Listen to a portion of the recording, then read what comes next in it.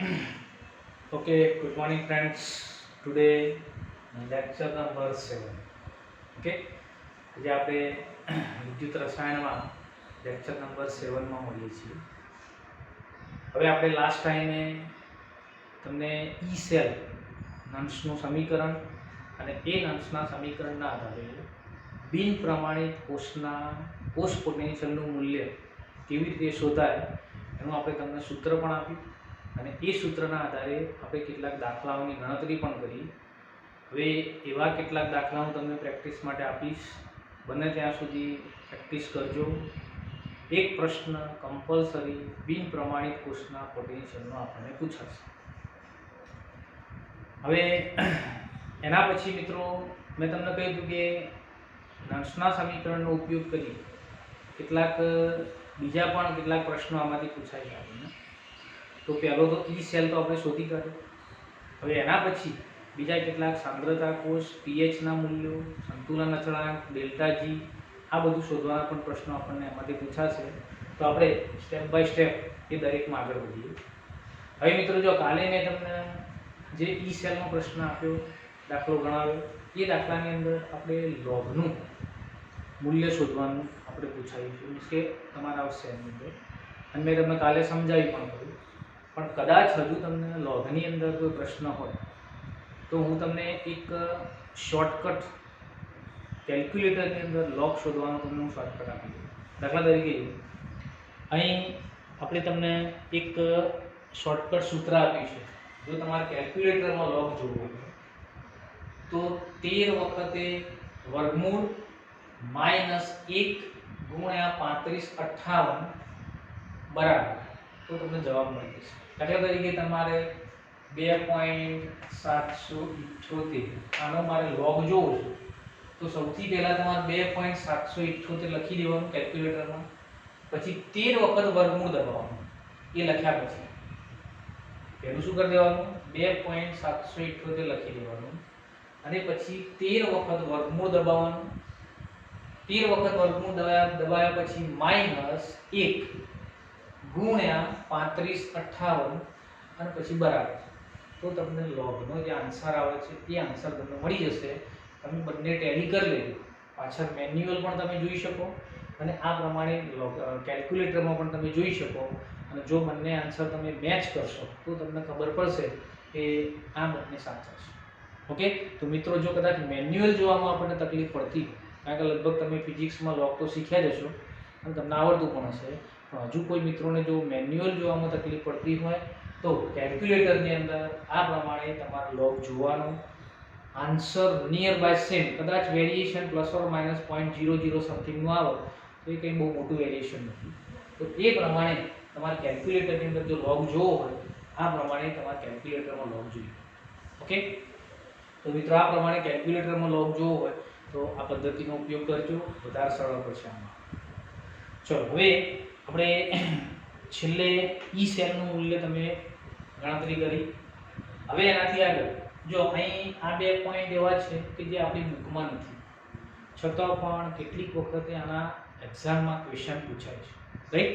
સો એટલા માટે હું તમને એક જનરલ હિન્ટ આપી દઉં છું. પીએચના તો દાખલાની આપણે ગણતરી પણ કરીએ છીએ, જેથી તમને ક્લિયર થઈ જાય, કારણ કે પીએચનો પ્રશ્ન કદાચ આપણને પૂછાય છે. તો મિત્રો જો એક સાંદ્રતા કોષનો જે મુદ્દો છે એ આપણી બુકમાં નથી, જૂની બુકમાં હતો, એટલે સમજી લો ખાલી. એમાં આપણે ગણતરી કરતા નથી દાખલાની, પણ સાંદ્રતા કોષ કોને કહેવાય, એના માટે કોનું મૂલ્ય 0 થાય, એનોડ કયો બનશે, કેથોડ કયો બનશે, આ તમને ખાલી જાણ હોવી જોઈએ, કારણ કે એમસીક્યુમાં ઘણી વખત આ પ્રશ્ન પૂછી શકાય. તો મિત્રો જો સાંદ્રતા કોષ કોને કહેવાય, તેની વ્યાખ્યા આવી છે કે વિદ્યુત કોષના બંને વિદ્યુત ધ્રુવો સરખા સમાન હોય, પરંતુ વિદ્યુત ધ્રુવની અંદર જે વિદ્યુત વિભાજ્યનું દ્રાવણ છે એ દ્રાવણની સાંદ્રતા જો જુદી જુદી હોય તો તેવા કોષને સાંદ્રતા કોષ કહે છે. તેવા કોષને કયો કોષ કહીશું આપણે? સાંદ્રતા કોષ. દાખલા તરીકે અહીં જુઓ, Cu સોલિડ ઓબ્લિક Cu2+, બરાબર? ક્ષાર સેતુ Cu2+ ઓબ્લિક Cu સોલિડ. એટલે કે અહીં તમને ધાતુમાંથી આયનમાંથી ધાતુમાં રૂપાંતર બતાવ્યું. એટલે કે આ એનોડ છે, આ કેથોડ છે. ચલો અહીં એનોડ અને કેથોડ તરીકે તમે જોશો તો બંને વિદ્યુત ધ્રુવો કેવા છે? તો સમાન છે. આપણે આખા વિદ્યુત રાસાયણિક કોષની રચના કરી તો એ વિદ્યુત રાસાયણિક કોષની રચનામાં અહીં એનોડ તરીકે આપણે જે વાપર્યો આ એનોડ છે અને આ કેથોડ છે. તો એનોડ તરીકે અને કેથોડ તરીકે બંને સમાન વિદ્યુત ધ્રુવો છે. તો જો બંને વિદ્યુત ધ્રુવો સમાન હોય પરંતુ શું જુદું જુદું હશે તો બંનેની સાંદ્રતા. એનોડ તરીકે જે વિદ્યુત ધ્રુવ વાપર્યો છે એના વિદ્યુત વિભાજ્યની સાંદ્રતાને આપણે C1 કહીએ. કેથોડ તરીકે વાપર્યો એને આપણે C2 કહીએ. તો C1 અને C2 જો ડિફર હોય પરંતુ બંને વિદ્યુત ધ્રુવો સમાન હોય તો તેવા પ્રકારના કોષને સાંદ્રતા કોષ કહીશું. ઓકે, તો મિત્રો સૌથી પહેલા વોટ ઇઝ સાંદ્રતા કોષ તો તમને ખબર પડી જોઈએ કે આને સાંદ્રતા કોષ કહીશું. ચલો હવે આ સાંદ્રતા કોષની અંદર યાદ રાખો બંને વિદ્યુત ધ્રુવો સમાન છે. જો બંને વિદ્યુત ધ્રુવો સમાન હોય તો સીધી વસ્તુ છે કે હવે એનોડ કોને કહેવો કેથોડ કોને કહેવો, કારણ કે આપણે એનોડ અને કેથોડ કોના આધારે નક્કી કરીએ છીએ તો બંનેના રિડક્શન પોટેન્શિયલના મૂલ્યોના આધારે. પરંતુ અહીં તો બંને વિદ્યુત ધ્રુવો સેમ જ છે તો પછી બંનેના રિડક્શન પોટેન્શિયલના મૂલ્યો પણ સેમ થશે. તો મિત્રો અહીં તમે એનોડ અને કેથોડ કેવી રીતે નક્કી કરશો તો યાદ રાખો અહીં એનોડ અને કેથોડ નક્કી કરવા માટે બંનેની સાંદ્રતા જોવામાં આવશે. જેની સાંદ્રતા વધુ હશે યાદ રાખજો જેની સાંદ્રતા વધુ હશે તે કેથોડ તરીકે અને જેની સાંદ્રતા ઓછી હશે તે એનોડ તરીકે કામ કરશે. ઓકે, તો મિત્રો અહીં જો અહીં C1 અને C2 બે જુદી જુદી સાંદ્રતાઓ માટે C2 ગ્રેટર ધેન C1 આપ્યું છે. હવે C2 નું મૂલ્ય C1 કરતા વધુ છે એનો મતલબ એ કે C2 વાળો જે વિદ્યુત ધ્રુવ છે એ કેથોડ તરીકે કામ કરશે અને C1 વાળો વિદ્યુત ધ્રુવ છે એનોડ તરીકે કામ કરશે. એટલે જેની સાંદ્રતા વધુ તે વિદ્યુત ધ્રુવ કેથોડ અને જેની સાંદ્રતા ઓછી તે વિદ્યુત ધ્રુવ એનોડ તરીકે વર્તે છે. ઓકે, તો મિત્રો આ પ્રમાણે એનોડ કયો બનશે કેથોડ કયો બનશે એ પણ તમે આના ઉપરથી જાણી શકો. બીજું, હવે અહીં તમે આવા કોષમાં તમને એવું કહે કે ભાઈ ચલો આમાં E સેલનું મૂલ્ય શું, તો આવા કોષની અંદર E સેલનું મૂલ્ય જો તમારે શોધવું હોય તો આપણે નલ્સનું સમીકરણ જ વાપરવું પડે. પરંતુ મિત્રો યાદ રાખો નલ્સના સમીકરણની અંદર શું ફેરફાર કરવો પડશે તો અહીં આપણે નલ્સના સમીકરણની અંદર આપણે જે E0 સેલ સૂત્રની અંદર જે કિંમત મૂકીએ છીએ તો અહીં E0 સેલની કિંમત શું થશે તો E0 સેલ એટલે E0 reduction cathode minus E0 reduction anode. પરંતુ અહીં બંને વિદ્યુત ધ્રુવો સમાન છે માટે E0 સેલનું મૂલ્ય આ પ્રકારના કોષમાં કેવું થશે 0 થશે અને 0 થતું હોવાના કારણે નલ્સના સમીકરણની અંદર જો કિંમતો મૂકશો તમે તો E સેલ બરાબર E0 સેલની જગ્યાએ શું મૂકી શકાય 0 -0.059/n log C1/C2 એટલે કે ઓછી સાંદ્રતા એનોડ કહેવાય વધુ સાંદ્રતા કેથોડ.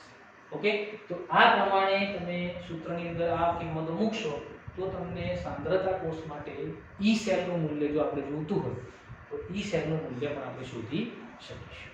ઓકે, સો આ પ્રમાણે સાંદ્રતા કોષ કોને કહેવાય આટલી વસ્તુ ખાસ તમારે ધ્યાનમાં આના આપણે દાખલાઓની ગણતરી કરતા નથી કારણ કે આના દાખલાઓ બુકમાં આપણને આપેલા નથી, પણ કદાચ તમને MCQ નો પ્રશ્ન પૂછાય કે આ કોષ કયા કોષ તરીકે ઓળખાય, આમાં એનોડ કયો બને કેથોડ કયો બને, E0 સેલનું મૂલ્ય શું થાય તો તમને ખબર પડે એટલા માટે આપણે લખીશું. ઓકે, હવે એના પછી જો મિત્રો હવે આ અગત્યનો મુદ્દો છે pH ની ગણતરી.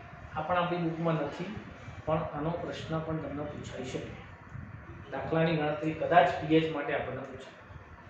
તો ચલો pH ની ગણતરી શોધ કરવી હોય તમારે તો કમ્પલસરી આપણો જે અર્ધકોષ હશે એ અર્ધકોષ સાથે હાઇડ્રોજન વાયુ વિદ્યુત ધ્રુવ જોડેલો હશે તો જ તમે pH નું મૂલ્ય ગણી શકો. તો ચલો કેવી રીતે આપણે pH નું મૂલ્ય ગણી શકીએ તો અહીં ધ્યાન રાખો અહીં મેં તમને એક એક્ઝામ્પલ આપ્યો છે. આ એક્ઝામ્પલના આધારે આપણે pH ની ગણતરી કરીએ છીએ. તો મિત્રો જો 298 કેલ્વિન તાપમાને નીચે આપેલા કોષનો પોટેન્શિયલ તમને આપ્યો છે 1.02 વોલ્ટ. HCl ના દ્રાવણની pH તમારે ગણવી છે.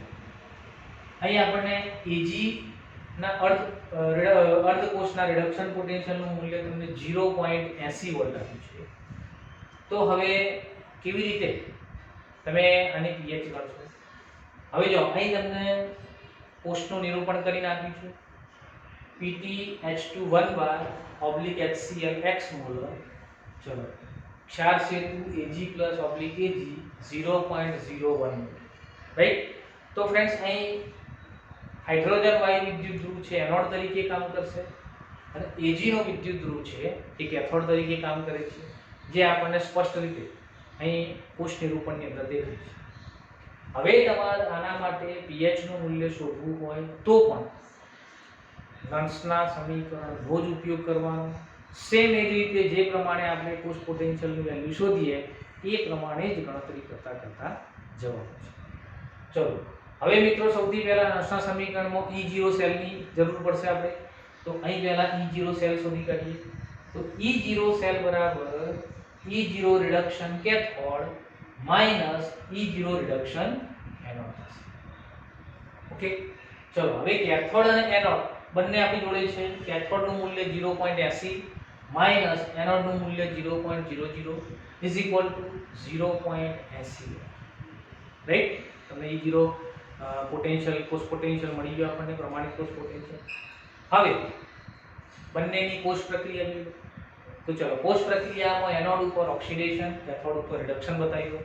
ચલો એનોડ ઉપર હાફ H2 બીકોઝ ઓફ અહીં Ag ને એક જ ઇલેક્ટ્રોનની જરૂર છે, તો આપણે H2 માંથી પણ એક જ ઇલેક્ટ્રોન રિલીઝ કરીએ એટલે H2 ને 1/2 H2 લઈએ.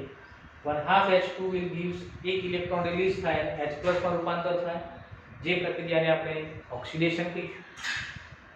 કેથોડ ઉપર Ag+ છે, Ag+ ને એક જ ઇલેક્ટ્રોનની જરૂર છે, તો Ag+ એક ઇલેક્ટ્રોન સ્વીકારી અને Ag ધાતુમાં રૂપાંતર થશે, રેડોક્સ થશે. કુલ પ્રક્રિયા લખો તો half H2 plus Ag gives H plus Ag right. તો ચલો આ પ્રમાણે આપણી કોષ પ્રક્રિયા થશે. હવે અહીં જો હવે આ કોષ પ્રક્રિયાની અંદર હાઇડ્રોજન કે Ag બંનેના તત્વયૌગિકી ગુણાંકો એક સિવાયના નથી, એટલે કે એક જ છે. તો પછી તમારા સાંદ્રતા ઉપર એક કે બે કે કોઈ ઘાત દર્શાવવાની જરૂર નથી, રાઈટ. ચલો હવે કોષ પ્રક્રિયા થઈ ગઈ, E0 સેલ મળી ગયો. હવે આપણે E સેલ નું મૂલ્ય શોધીએ. ચલો E સેલ કેવી રીતે શોધાય આપણે સૂત્ર આગળ જાણીએ છીએ. E સેલ બરાબર E0 cell minus 0.059 n log anode ની સાંદ્રતા અપોન કેથોડ ની સાંદ્રતા, રાઈટ. એનોડ એટલે H+, કેથોડ એટલે Ag+. હવે જો અહીં તમને H+ ની સાંદ્રતા આપેલી હશે નહીં, ત્યાં તમને x મોલર કરી આપેલું છે, એટલે આપણે H+ ની સાંદ્રતાને H+ ની સાંદ્રતા તરીકે જ કિંમતમાં મૂકીશું. તો ચલો E સેલ કેટલો આપ્યો છે તો 1.02. ચલો E સેલ નું મૂલ્ય 1.02 બરાબર E0 સેલ આપણે શોધ્યો 0.80 માઈનસ 0.059 અપોન n એટલે શું? n એટલે આપલે થતા ઇલેક્ટ્રોન કેટલા તો 1 log H+ ની સાંદ્રતા ભાગ્યા 0.01 ભાગ્યા Ag+ ની સાંદ્રતા કેટલી તો 0.0. ચલો now દરેકની વેલ્યુ મૂકી સાદુરૂપ આપતા જાઓ. ચલો 1.02 0.80 આ બાજુ લઈ લો બરાબર. ચલો 0.80 આ બાજુ જતા એટલે શું વધશે આ બાજુ -0.059 log H+. હવે લોગના નિયમ પ્રમાણે 0.01 છે, એને લોગમાં લખવું હોય તો ભાગાકારમાં તો માઈનસ ચિહ્ન લેવાય, તો માઈનસ log 0.01 એટલે 10 ની -2 ઘાત, તો 10 ની ઉપર -2 ઘાત થશે. ચલો ઓકે. હવે તમે બાદબાકી કરશો એટલે 0.22 ભાગ્યા 0.059 નીચે લઈ લો તો 0.059 ઇઝ ઇક્વલ ટુ માઈનસ ચિહ્ન અહીં જ રહેવા દેજો, માઈનસ ચિહ્ન સાથે લઈ જવાનું નથી. ચલો તો માઈનસ કૌંસમાં log H+. હવે જો હવે 10 ની -2 ઘાત, મેં તમને આગળ કહ્યું કે 10 ની ઉપર જેટલી ઘાત હોય એ એનો log કહેવાય. તો -2 હોય, +2 હોય, 5 હોય, જે ઘાત હોય જે સાઇન સાથે હોય એ એનો log. 10 ની ઉપર -2 ઘાત છે મીન્સ કે આનો log કેટલો થાય -2. હવે એ -2 આગળ આવશે એટલે આગળ ઓલરેડી માઈનસ છે, તો માઈનસ માઈનસ +2 થશે. ઓકે. તો 10 ની -2 ઘાત નો log છે -2 અને ગુણ્યા આ માઈનસ એટલે શું થશે +2 થશે. ચલો હવે આ બંનેનો ભાગાકાર કરો એટલે 3.729 બરાબર. ચલો હવે કૌંસ છોડી દો તો -log H+ પ્લસ ચિહ્ન છે આ બાજુ માઈનસ છે તો -2 ઓકે, હવે જો હવે -2 છે ને આમ લઈ લો તમે, તો -log h પ્લસ બરાબર 3.729 પ્લસ 2 થશે, તો પ્લસ 2. હવે -log h પ્લસ આપણે જાણીએ છીએ કે -log h પ્લસ જેને આપણે pH કહીએ છીએ, સો આના માટે આપણે pH લખી શકીએ, તો pH બરાબર આ બંનેનો સરવાળો કરો 5.729, આ આપણો જવાબ છે. રાઈટ, તો આ પ્રમાણે આપણને pH નો પ્રશ્ન જો પૂછાય તો સ્ટેપ બાય સ્ટેપ આ પ્રમાણે જવાનું અને છેલ્લે તમારે pH ની વેલ્યુ છે આ પ્રમાણે શોધી કાઢવાની. એટલે આવો પ્રશ્ન લગભગ આપણને ક્યાંક પૂછાય, ઉમાં નથી આપેલો છતાં પણ ક્યાંક પૂછાય તો તમને આ પ્રમાણે ગણતરી કરતા રહેવું જોઈએ.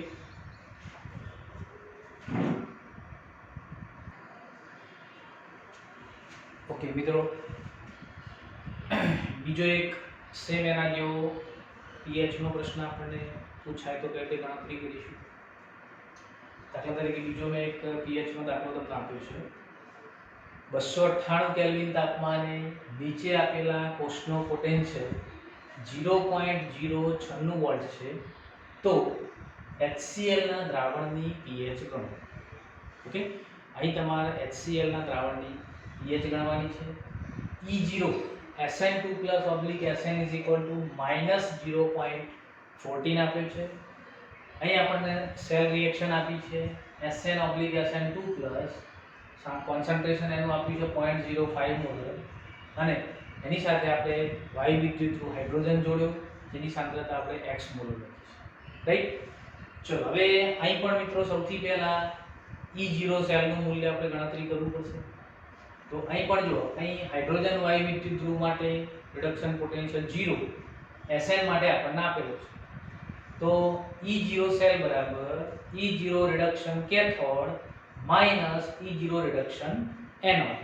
અહીં કેથોડ તરીકે કોણ છે તો હાઇડ્રોજન છે, તો હાઇડ્રોજનના રિડક્શન પોટેન્શિયલનું મૂલ્ય 0 વોલ્ટ માઈનસ એનોડ તરીકે Sn છે, તો Sn ના રિડક્શન પોટેન્શિયલનું મૂલ્ય -0.14, બંનેની બાદબાકી કરશો એટલે તમને 0.14 વોલ્ટ આ આપણો જવાબ છે. ચલો હવે મિત્રો બંનેના ઈ રિડક્શન પોટેન્શિયલ ઉપરથી આપણે E0 સેલ મેળવ્યો. કોષ પ્રક્રિયા તમે લખો, મેં જનરલ કોષ પ્રક્રિયા લખી દીધી છે. હવે અહીં બરાબર ધ્યાન રાખજો, અહીં Sn2+ છે એ 2 ઇલેક્ટ્રોન રિલીઝ કરશે, બટ હાઇડ્રોજન H+ આયન છે કેટલા રિસીવ કરશે, ફક્ત 1. તો એ શું થશે, હવે તમારે એનું બેલેન્સ કરવા માટે H+ આયનને કેટલા વડે 2 વડે ગુણવા પડશે. એટલે મેં અહીં સીધી કોષ પ્રક્રિયા 2 વડે ગુણીને લખી દીધી Sn solid plus 2H+, because of આના 2 ઇલેક્ટ્રોન મુક્ત થવાના છે. aqueous gives Sn2+ plus H2 gas. Right, અહીંયા રાખજો, અહીં H+ ના તત્વયુગ્મિતિ ગુણાંક તરીકે આપણે 2 લેવાનું છે. ચલો હવે n નું મૂલ્ય કેટલું થશે, તો અહીં 2 ઇલેક્ટ્રોનની આપલે થઈ છે માટે n નું મૂલ્ય 2 લેવાશે. ચલો હવે E સેલ નું મૂલ્ય મારે શોધવું છે, તો E સેલ બરાબર E0 cell -0.059/n log Sn2+ ની સાંદ્રતા ભાગ્યા, કારણ કે એનોડ તરીકે Sn2+ છે, તો એનોડ તરીકે Sn2+ ની સાંદ્રતા ભાગ્યા કેથોડ તરીકે H+ ની સાંદ્રતાનો વર્ગ લેવાશે. કેમ, કારણ કે એનો તત્વયુગ્મિતિ ગુણાંક કેટલો છે 2 છે, માટે એની સાંદ્રતાનો શું લઈશું આપણે વર્ગ કરીશું. ચલો હવે બધાની કિંમતો મૂકી દો. તો E સેલ કેટલો છે તો 0.096 વોલ્ટ બરાબર E0 સેલ તો 0.14 વોલ્ટ માઈનસ 0.059/n એટલે કેટલા લેવાના છે, n બરાબર 2 લઈશું આપણે, log Sn2+ ની સાંદ્રતા 0.05 ભાગ્યા H+ ની સાંદ્રતાનો વર્ગ, H+ ની સાંદ્રતાનો સ્ક્વેર લઈશું. ચલો અહીં બંનેની બાદબાકી 0.14 ના આ બાજુ લઈ દઈશું, તો 0.096 -0.14 બરાબર આ બાજુ માઈનસ ચિહ્ન આ બાજુ રાખીશું અત્યારે, તો અહીં બાદબાકી ભાગાકાર કરશો તો 0.0295 log, અહીંથી ચલો લોગના નિયમ પ્રમાણે ભાગાકાર હોય અને માઈનસ થશે અને ઘાત હશે એ ક્યાં આવશે તો આગળ ઘાત લખાશે log 0.05 માઈનસ ઉપર લઈ જઈએ એટલે માઈનસ 2 આગળ આવી જશે તો 2 log H+. ઓકે, આ લોગનો નિયમ છે જે આગળ તમે કદાચ ભણેલા હશો. ચલો હવે અહીં આ બંનેની બાદબાકી -0.044, અહીંથી 0.0295 ચિહ્ન સાથે લઈ લો, બરાબર, એટલે માઈનસ ચિહ્ન સાથે લઈ લીધું આપણે, બરાબર, log 0.05. હવે 0.05 છે ને આપણે 5 ગુણ્યા 10 ની -2 ઘાત લખી શકીએ, જેથી તમને log જોવામાં સરળતા રહે. તો 5 ગુણ્યા 10 ની -2 ઘાત માઈનસ 2 log h+. ચલો હવે આ બંનેનું સાદુરૂપ આપશો એટલે 1.491, બરાબર. ચલો અહીં 5 નો log 0.6990, 10 ની -2 ઘાત નો log કેટલું થશે? તો માઈનસ 2 log h+. ચલો હવે 1.491 બરાબર બાદબાકી કરશો તો -1.3010 બરાબર માઈનસ 2 log h+. ચલો આ માઈનસ આ બાજુ આવશે એટલે પ્લસ થઈ જશે, બરાબર, માઈનસ log h+. ચલો આ બંનેનો સરવાળો કરો એટલે 2.792 બરાબર અહીં -2 log h+ એ 2pH, અને -log h+ એટલે pH, આગળ 2 છે તો માટે 2pH થશે. ચલો એમાંથી pH ગણવી છે મારે તો 2 ના આ બાજુ લઈ લો તો 2.792 ભાગ્યા 2 એટલે કે 1.396 આ આપણી pH મળશે, રાઈટ. સો આ પ્રમાણે પહેલા તો તમને pH આ પ્રમાણે જોવા મળશે. તો આ પ્રમાણે જો પ્રશ્ન આપ્યો હોય આ તે પણ આપણે ગણી શકીએ. સેમ એના કરતા કદાચ ઉલટું આપ્યું છે. અહીં જો એક એક્ઝામ્પલ એવું છે કે જેમાં તમને pH આપી દીધી છે અને તમારે E સેલ શોધવું છે, તો કેવી રીતે ગણી શકાય? તો મિત્રો જો પહેલા તમને pH આપેલી હોય અને E સેલની ગણતરી કરવી હોય તો pH ઉપરથી આપણે H+ ની સાંદ્રતા ઉપર જોવું પડશે. તો મિત્રો જો pH બરાબર 10 વાળા દ્રાવણ સાથે સંપર્કમાં રહેલા હાઇડ્રોજન વિદ્યુત ધ્રુવનો પોટેન્શિયલ ગણો. તો અહીં જો અહીં pH બરાબર કેટલી? તો 10. હવે 10 pH છે એવા અર્ધકોષ છે, સમજો અહીં સંપૂર્ણ કોષની રચના કરેલી નથી, આપણે અર્ધકોષ ધરાવતા હાઇડ્રોજનનું E સેલનું મૂલ્ય શોધવું છે. તો અહીં pH 10 હોય તો ચલો pH 10 એનો મતલબ શું થયું? તો pH બરાબર -log of H+, એનો મતલબ કે -log of H+ બરાબર 10 લેવાના, તો -log of H+ બરાબર 10. તો log of H+ બરાબર શું થાય? તો ચિહ્ન બિલ બચ જાય તો -10. ઓકે, સો તમારે પહેલા log of H+ ની વેલ્યુ -10 લઈ લેવાની. હવે આપણે એની E સેલ નું રિએક્શન લખીએ તો શું થશે? તો ચલો H+ plus electron gives H2, right. અહીં H+ નું H2 માં આપણે રૂપાંતર કરીએ છીએ કારણ કે આપણને સાંદ્રતા આપેલી છે એટલે સાંદ્રતામાંથી H2 માં રૂપાંતર થશે. તો ચલો હવે એના માટે તમે E સેલ નું સૂત્ર મૂકો. તો E સેલ બરાબર E0 cell -0.059/n log 1/H+ ની સાંદ્રતા. આપણે આગળ તમને નંશનો અર્ધકોષ માટેનું સમીકરણ પણ મેં તમને કહ્યું હતું.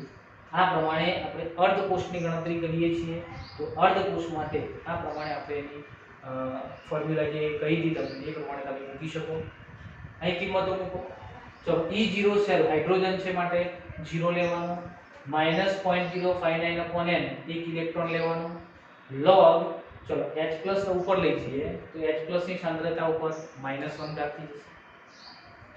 ચલો હવે 0, હવે જો આ -1 ઘાત છે એને કદાચ આપણે અહીં લઈ લઈએ તો શું થશે? આ -1 અને ઓલરેડી આગળ માઈનસ છે તો આ બંને ગુણાકારમાં છે તો માઈનસ માઈનસ શું થઈ જાય?